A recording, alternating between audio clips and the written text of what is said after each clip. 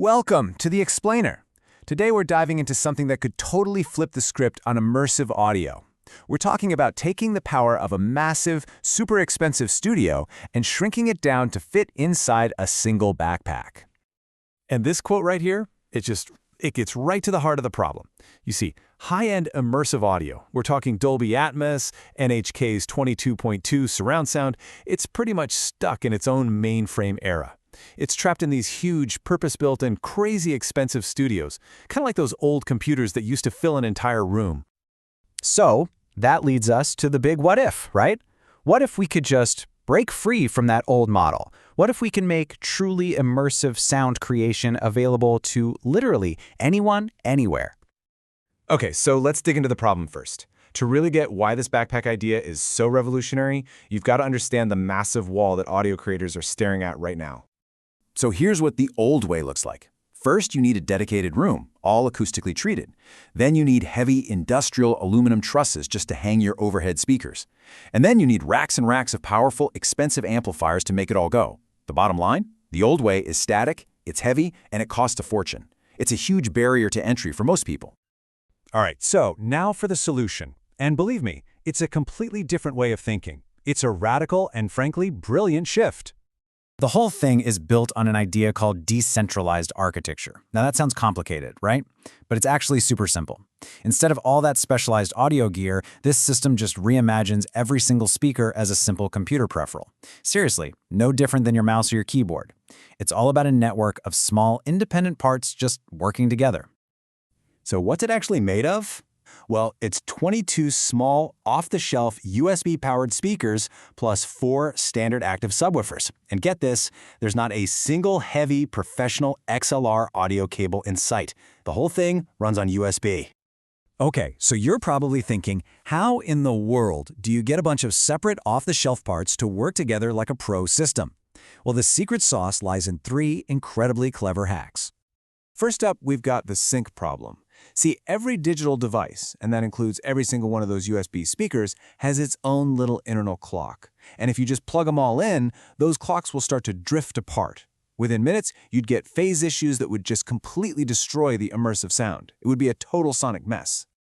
But the magic here is it's all software, using tools that are already built into your computer, like macOS's Audio MIDI setup, or a program like ASIO for All on Windows. You can basically glue all 26 speakers together. The computer just sees them as one giant sound card. Then you click one button, drift correction. That forces every speaker to lock onto one master clock, and boom, problem solved.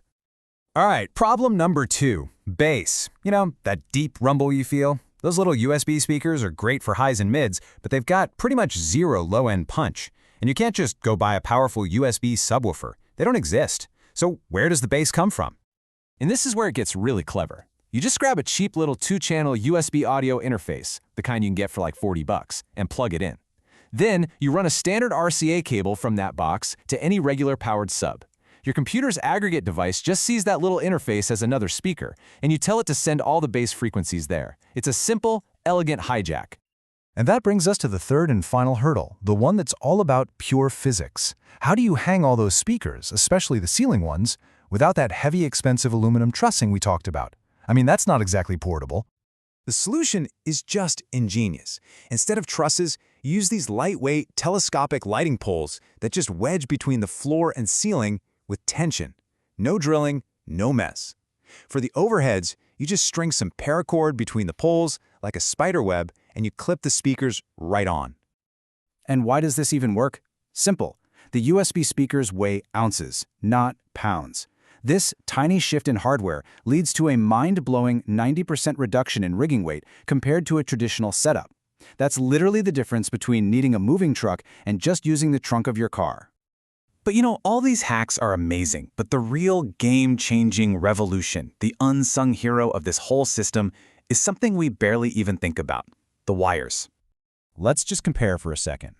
The old way needs this massive 24-channel analog copper snake cable. It's a beast, super heavy, surprisingly fragile, and it only does one thing.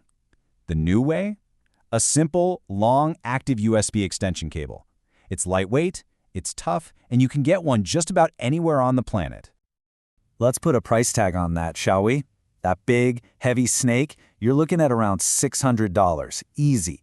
And if that thing breaks when you're on location, you are in big, big trouble. Now, deep breath, the USB cable. A 50-foot active one? $20. Yeah, 20. The cost savings are just astronomical, and if it breaks, you can run to pretty much any electronics store and grab a new one. So okay, let's step back. What does all this mean when you put it together? What's the real impact on the future of making sound? This quote from the source really nails it. The second you stop thinking of speakers as these specialized audio components and you start treating them like simple computer peripherals, you completely break the shackles of the physical studio. You're not tied down to one expensive room anymore. And this, right here, is the ultimate takeaway. This entire 22.4-channel immersive sound studio can be packed up, driven anywhere, and set up in a hotel room, an empty warehouse, even out in a field. It basically democratizes the creation of immersive audio, making it accessible for the price of a decent laptop. So we'll leave you with this thought. This kind of technology completely removes one of the biggest, most expensive barriers to creativity in sound design. It means the only real limit is your own imagination. The question isn't where can you create anymore. It's simply this: what will you create when the studio has no walls?